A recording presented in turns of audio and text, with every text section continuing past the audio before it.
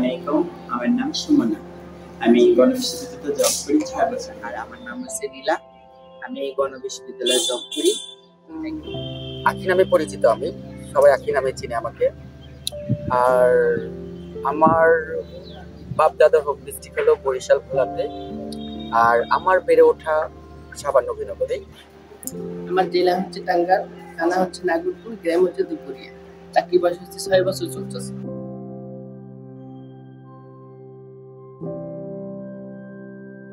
আমাদের যে বড় ভাই জাফরুল্লাহ স্যার, উনি আমাদেরকে নিয়ে গিয়েছে।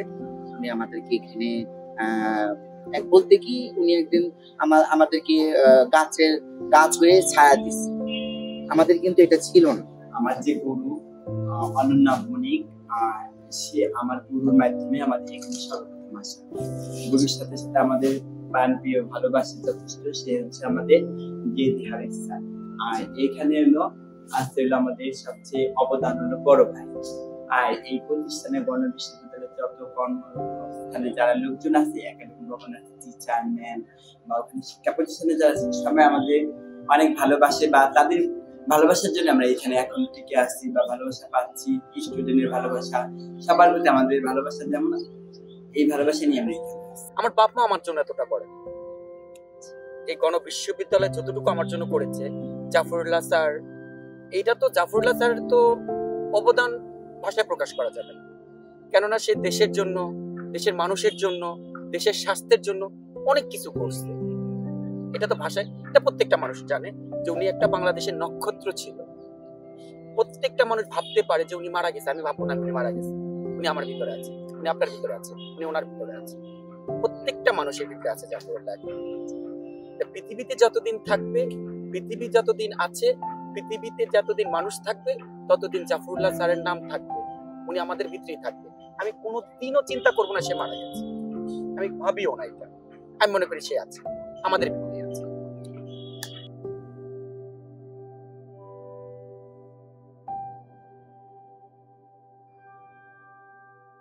ফার্স্ট টাইম আমি এখানে আসছি, তখন খুব আমি ভয় ছিলাম যে আমাকে স্টুডেন্টরা কিভাবে মাইনে নিবে, কিভাবে আমাকে একসেপ্ট করবে, ম্যামরা কিভাবে মানবে, স্যারেরা কিভাবে মানবে, মানে খুব আতঙ্কিত ছিলাম। তখন আস্তে আস্তে 1 মাস 2 মাস 3 মাস দেখি যে মানে আস্তে আস্তে তারা আমাকে খুবই আপন করে নিতেছে। আপুরা আসতে বলতেছে, আপু কেমন আছেন, আপু ভালো আছেন, ভাইয়া আসতে বলতেছে, আপু ভালো আছেন, পেয়েছেন, মানে খুব।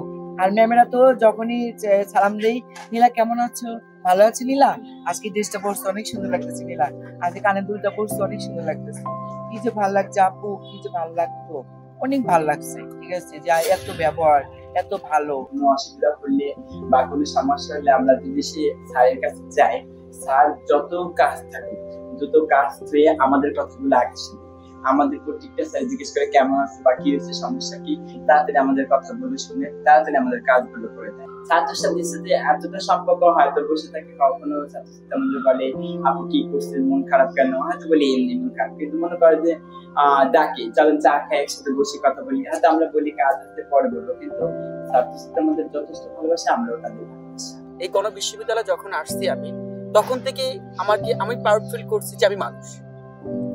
এইখানকার মানুষ আমাকে বুঝাইছে যে আমি একটা মানুষ, এখানকার মানুষ বুঝাইছে যে আমি একটা বাংলাদেশের একটা নাগরিক, এখানকার মানুষ বুঝাইছে যে আমার একটা অধিকার আছে। এখানকার স্টুডেন্ট, টিচার, আমাদের রেজিস্ট্রার টিচার, আমাদের ভিসি স্যার, তারা এমন ভাবে আমাদেরকে গ্রহণ করে নিছে। এখানকার স্টুডেন্টদেরকে তো ভাষায় প্রকাশ করতে পারবো না যে আমাদেরকে কতটুকু সম্মান, কতটুকু ইজ্জত, কতটুকু স্নেহ করে আমাদেরকে, বা আমরাও ওদেরকে স্নেহ, ভালোবাসা, আদর বা কি বলবো আর যতটুকু সম্ভব আমরা চাই মানুষের সাথে মিশতে। এই সুযোগটা আমাকে করে দিয়েছিল গণবিশ্ববিদ্যালয়। আমি সমাজ বাইরে আমার একটা নাম ছিল হিজরা, আমাকে আঁকি বলে ডাকতো না, হিজরা বলে ডাকতো। কে যাচ্ছে রে, হিজরা যাচ্ছে, ওইটা কে রে, হিজরা। কিন্তু আমি এই গণবিশ্ববিদ্যালয়ে আসার পর থেকে আমি হিজরা কোনো শব্দ পাইনি।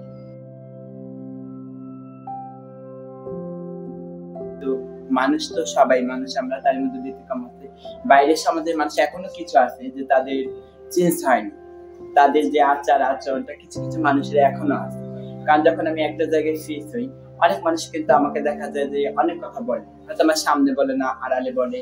আবার দেখা যাচ্ছে যে আবার যে ভালো, যে আমাকে সম্মান দিচ্ছে, সে আমাদের ঠিকই কথা বলতেছে, কেমন আছো, ভালো মন্দ জিজ্ঞেস করতেছে, বা তুমি কেমন ভাবে কিভাবে চলো সেটা খোঁজ নিচ্ছে। বাইরে বিদেশে একটা যদি সে একদম প্রতিবন্ধী থাকলেও তার পাশে দাঁড়ায়, তাকে ভালোবাসি, তাকে উৎসাহিত করে। আমার দেশের মানুষ কি করে, আমার দেশের মানুষ পারলে অবজ্ঞা, লাঞ্ছনা, ঘৃণা এটাই দেয় বেশি, কিন্তু পাশে দাঁড়াতে পারে না। কিন্তু আমরা চাই যে আমাদের দেশের মানুষগুলো যে প্রান্তে যেখানে আসছে তারা যেন একটু মানুষকে ভালোবাসতে শিখে বা তার পাশে দাঁড়াতে শিখে। একটা মানুষ যে আসলে অর্থ দিয়ে করলেই যে অনেক কিছু তা না, অর্থ দিলাম আর হয়ে গেল তা না, ভালোবেসে যদি সে একটু পাশে দাঁড়ায় এটাও কিন্তু অনেক কিছু। যেমন বাংলাদেশটা সবার জন্য, দেশটা সবার জন্য। আমিও এই মাটিতে জন্ম নিয়েছি, এইটাও আমার দেশ, এইটাও আমার আমার আমার জন্মভূমি, ঠিক না? এটাও আমার জন্মভূমি। তাহলে আর সাধারণ মানুষ যদি সাধারণভাবে চলতে পারে, আমি চলতে পারবো না কেন? আমিও চলতে চাই এটা, যে আমাকেও সবাই আমাকে একসেপ্ট করে নেও। আমার মতন আরো যে আমার ভাই বোন আছে, আমার জাতের যে আমার ভাই বোন আছে, তাদেরকে তারা একসেপ্ট করুক। আমি একটাই কথা বলতে চাই যে আমাদেরকে পরিবর্তন করার সুযোগ দিন। আমরা যে পরিবর্তন হতে পারি বা আমরাও যে মানুষ, এই সুযোগটা আমাদেরকে একটু করে দিন, যে আমরা নিজের পায়ে নিজে দাঁড়াতে পারি। আমাদেরও একটা দক্ষতা আছে, আমাদেরকে একটা, এই যে আজকে গণবিশ্ববিদ্যালয় যদি আমাকে এইটুকু যদি সুযোগ না করে দিত, তাহলে আমার ট্যালেন্ট সম্পর্কে কিছু জানতো? কেউ জানতো না। আজকে আমাকে গণবিশ্ববিদ্যালয় এইটুকু সুযোগ করে দিতে দেখে সবাই আমার ট্যালেন্টটা জানতে পারছে। যেমন আমরা এখানে 5 জন নিরাপত্তা কর্মী, তৃতীয় লিঙ্গের লোক আছি, তারাই আমরা 5 জনই আমরা ট্যালেন্ট দেখাই দিচ্ছি যে আমরাও কিছু করতে পারি। এই সমাজের মানুষের কাছে এই আমার মেসেজ, যে আমাদেরকে কিছু করার সুযোগ করে দেন, সরকারি হোক আর বেসরকারি হোক, আমাদেরকে কিছু করার সুযোগ করে দেন।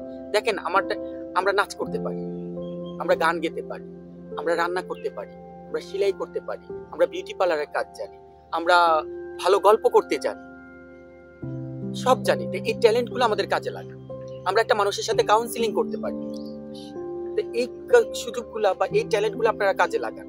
আপনার তো অনেক মানুষের অনেক কিছুই ট্যালেন্ট কাজে লাগাচ্ছে, একটা প্রতিবন্ধীরও কিন্তু ট্যালেন্ট কাজে লাগাচ্ছে, একটা যে মানুষের ভাষ্যহীন হারা তারও কিন্তু ট্যালেন্ট কাজে লাগাচ্ছে। তাহলে কেন আমার ট্যালেন্টটা কাজে লাগাবে? আমি মানুষ না? অবশ্যই আমি মানুষ। আমার কাছে সমাজের মানুষের কাছে এই একটা অনুরোধ থাকবে আমার, যে আমাদের ট্যালেন্ট একটু কাজে লাগান, আমাদের দক্ষতা দেয়। দেখেন আপনাদের তো বিরক্ত লাগে যে সমাজের মানুষের কাছে আমরা হাত পাতি, সমাজের মানুষের কাছে যে আমরা একটু এক মুঠা চালের জন্য ঘরের সামনে যা দাঁড়ায় থাকি, গাড়িতে উঠি। এই কাজের সুযোগ গুলো যদি আমাদেরকে করে দেন, তাহলে অবশ্যই আমরা এইগুলোর থেকে বিতাড়িত হয়ে যাব। আমরা গাড়িতে উঠবো না। আজকে কেন গাড়িতে উঠি? পেটের দায়ে। আজকে কেন মানুষের ঘরে যে হামলা দিই? পেটের দায়ে। একটা নবজাত শিশু হলে কেন নাচাতে যাই? পেটের দায়ে। এই পেটের দায়ী তো সবকিছু। এই পেটের দায়টা আপনি একটু ভার না নেন না, এই পেটের ভারটা আপনার একটু নেন না। আমি তো ধন সম্পত্তি চাচ্ছি না, টাকা পয়সা চাচ্ছি না, আমাকে 2 ডিসিম জায়গা দেন, আমি তাও চাচ্ছি না, শুধু আমার পেটের ভারটা আপনারা একটু নেন। সমাজের কাছে আমার এটুকুই মেসেজ।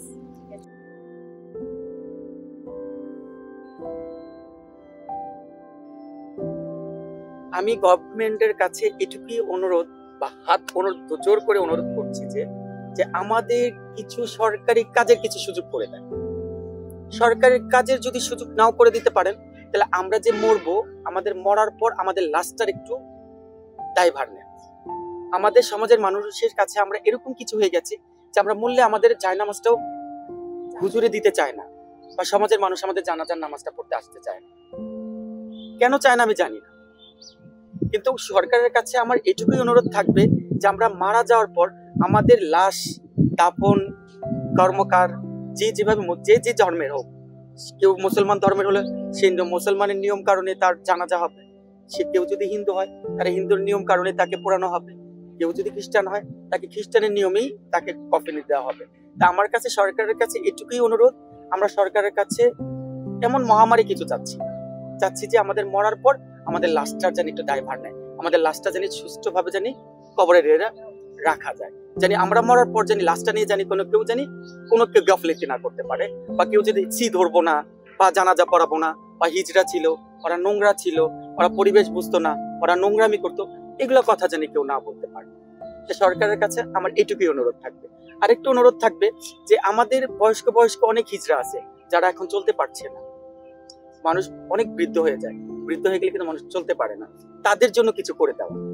এই যে সরকারি ঘর আসতেছে, অনেক ঘর আসছে, অনেক গরিব মানুষকে দেওয়া হয়েছে, কিন্তু কিছু কিছু হিজড়ারাও আছে যে অনেক গরিব, তারা কিছুই পাচ্ছে না, তারা নিজেরাই চলতে পারছে না। তাদেরকে সরকার থেকে কিছু একটা ঘর দিয়ে দিন, এক ডিসিম জায়গা দিয়ে দিন, তারা জানি মরার আগ পর্যন্ত জানি ওইখানে জানি থাকতে পারে। আর ওই সরকারের জন্য জানি সারা জীবন আল্লাহর কাছে জানি দোয়া করতে পারে, আল্লাহ এই সরকারের উচিলায় আমি এই জিনিসটা পাইছি বা এই জিনিসটা আমি খাচ্ছি। এটুকুই আমার, আর কিছু